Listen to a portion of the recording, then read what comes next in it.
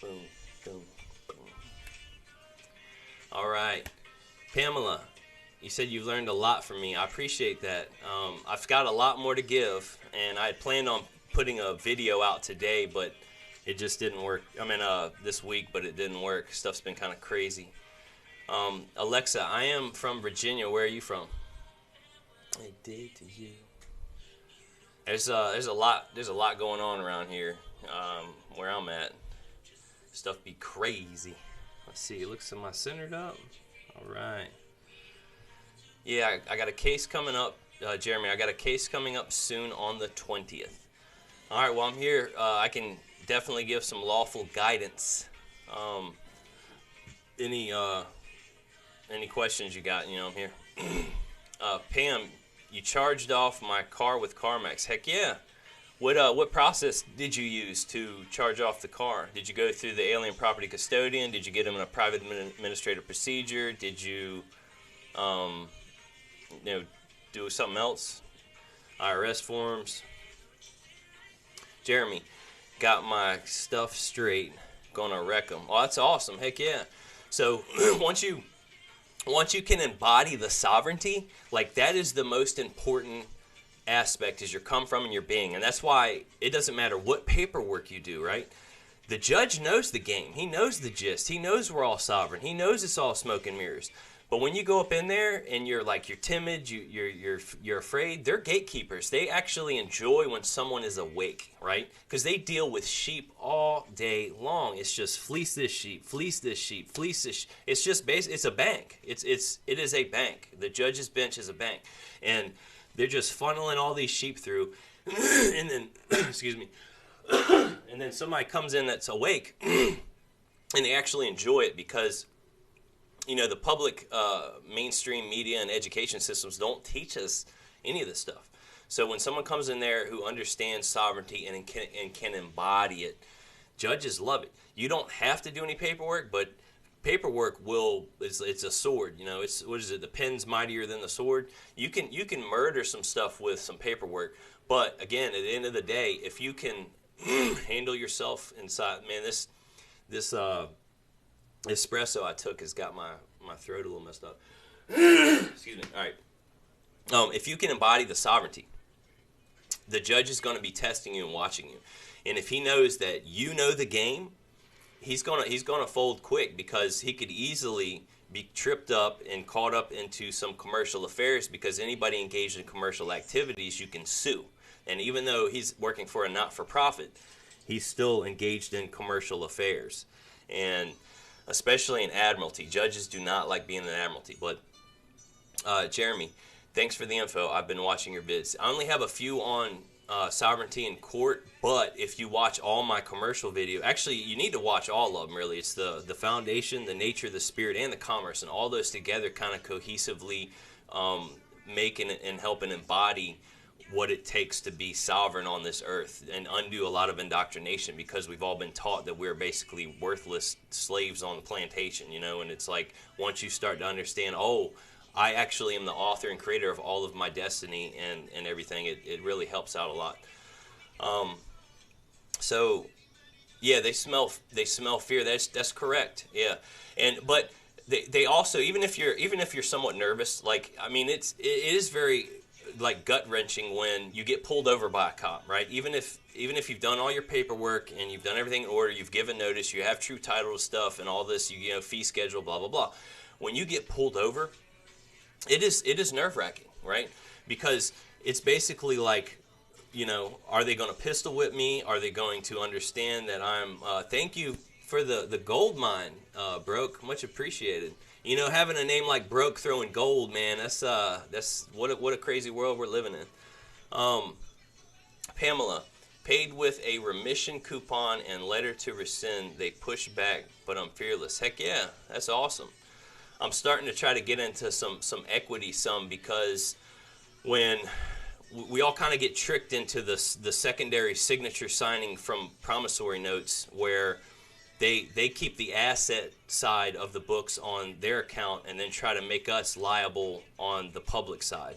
But if you can come after that asset side in the private and equity, you're good. You could basically conquer all kinds of things, because that's where the assets are. That's where the truth is. That's where everything is held, and that's why equity is the highest form of law. All right, Jeremy. Public schools teach us how to be servants. Yes, they do. They teach you, and it's basically because the funders, Rockefeller, he put like $80 million of funding to start the school system, put all his people on the boards, controlled basically the education, because, and I think it was basically said by the chairmans and stuff that they don't need well-educated people out there. They said they've got enough scientists, they've got enough technology experts and all that. So the basis of the education system is not to help anybody think outside of the box or look past the plantation we've all been thrown on. So you have to start thinking outside the box and educating yourself in order to receive an actual higher education. Solve E.T. Coagula, Starting Point, UCC. So all the codes, policies, and public procedures that are basically, I put it like this: the only reason to know all that stuff is to understand what corporations are bound by. Like, us humans are not bound by all this code, statutes, and policy. But it is good to know if you're going to try to get a private administrative procedure on somebody or try to get them in a headlock by showing them what they are bound by. But you always got to be careful when you're using other people's property, like UCC codes and stuff like that. You can create your own law. You don't have to use other people's codes. But at the end of the day, what's really cool about the codes is they're all bound by the stuff. They're all public servants. They're all corporations that have sworn oaths to uphold stuff, and you can get them in that headlock real easy. Jeremy. Not to mention, under the CRIS, they've all got a financial interest in every case. I have heard that. I'm not 100% sure of how any judges, other than their employees, right? I mean, they're getting paid to do their job one way or another. I don't know where that paycheck comes from. I don't know what kind of interest or how they can get monetary incentives. I know that there are some private courthouses that were getting incentivized to lock up children, like in juvenile stuff, and there was a big lawsuit about that because judges were like getting greedy by locking up kids, even though it didn't matter if they were found innocent or had somewhat of questionable validity. They were just pumping them through like sheep. So it's just it's crazy. Jeremy, yeah, stand up and step into your person. Yes, absolutely. Jeremy is still that rush. I asked them, what's the emergency officer? Yeah, so I had somebody tell me that the only reason for a police officer to use lights was for an emergency, but I actually looked it up in the state where I'm at in Virginia, and they have all kinds of things that they can use their lights for. It's not just for an emergency. Now, that might be some federal rule, but when you get down to state or local, in my state, there was codified things to have all kinds of different flashing lights for, other than emergencies. It didn't have to be an emergency. And you got to remember, a lot of people want to give the police kickback and issues and problems when they're coming to inspect. That is their duty. They have upheld an oath to a bankrupt, crazy system, and their job is to inspect, terrorists and threats, foreign and domestic. So when they come to approach you, it's honorable to identify yourself in some form or fashion. Now, when it comes down to the state's property, which is a license, that's different. If you have your own authenticated ID that you can give them, or tell them who you are, or whatever, it's more honorable than trying to tell them to kick rocks, because they're doing their job. Their job is to inspect. And even if you're in your own private conveyance, you've done all the notices, you have not for hire on your car, you could even have a US dot number on the side of your car, which really gives them a kind of a flag and lets them know that you're safe. You've federally had a registered account that says that this is what's going on.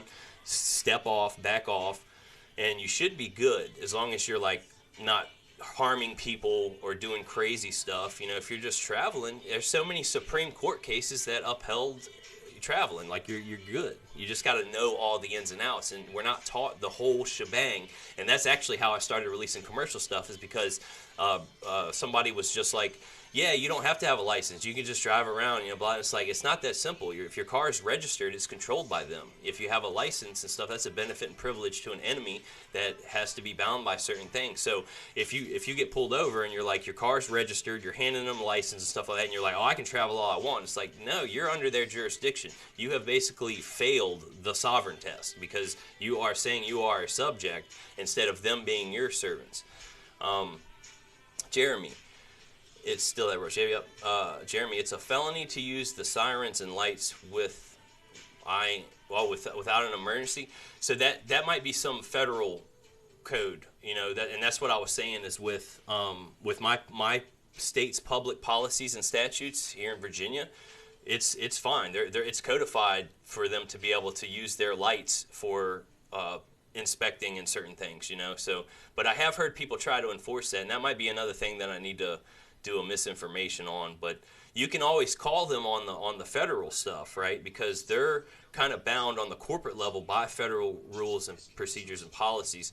But each state is sovereign in the background, but they're all operating on the commercial side and the public. So, but yeah, look up your local policies and procedures and codes to what they're bound by. Because if your local policies and procedures and codes say that they can only use it for emergencies, then you can definitely get them in a headlock for that.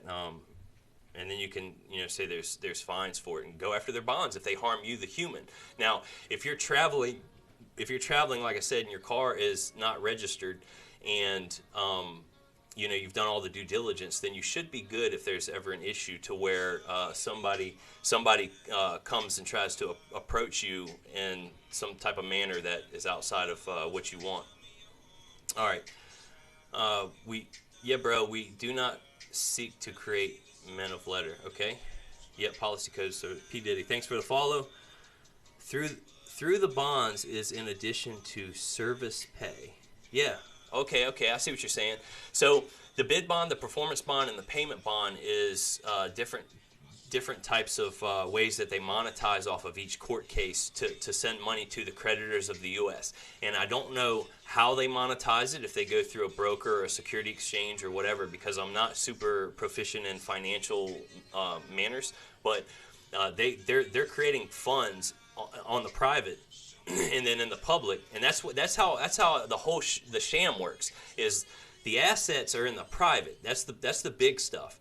But in the public, they all give us this false little fake debt obligation or whatever, and they try to mirror on their books the public liability side, and that's what they show us. All right, Jeremy, court register investment system. Oh yeah, Chris, I got you. I thought Chris was. I didn't think Chris was just court. I thought Chris was something else for securities. Chris system. Hold on. Let me look it up. Because I thought for sure Chris database, current research information system. Now let me. Is it spelled different? Financial. I like having my desk like this. I do not see court. Oh, court registry investments. It is court. Okay. I always thought it was a different type of registry system. Okay. All right. Delisa, correct. Thanks for the follow. Jeremy, yeah, they're people too, just doing the job. Absolutely, yeah. And some of them are cool. Some of them have authority problems. Some of them think that they're gods on this earth. I mean, we all are, but they think that they're over you. When you embody what it truly means to be sovereign, then at that point you're able to start coming from love, and everybody is one and in one accord and stuff like that. Not I'm greater than thou, even though your frequency is on a different level in your education and all that. Teaching and reaching others, they're just extensions of your own body, and it's like that's a whole different kind of level of love and understanding and frequency in the spiritual light. We're all tied together in the natural light, the spiritual light, and the commercial light, like all in one body. And it's just hard because the natural light makes it look like we have division, right? The two eyes of division. Looks like we all have separate bodies and we're all walking around as little cells, but we're really all little cells inside of one huge body. We're all tied together through the lights, the frequencies. So, yeah, they're in the public. User 6738955568847 says they presume we're operating in commerce. How do I get paid for driving from them? Well, it depends. Like I said, at the end of the day, it doesn't matter what the truth is. It matters what you can prove. So, what are you driving for them? Because they issued you a license to an enemy and allowed you to do business, and a license is permission to do something illegal. So, by the U.S. citizen signing up for the license, that's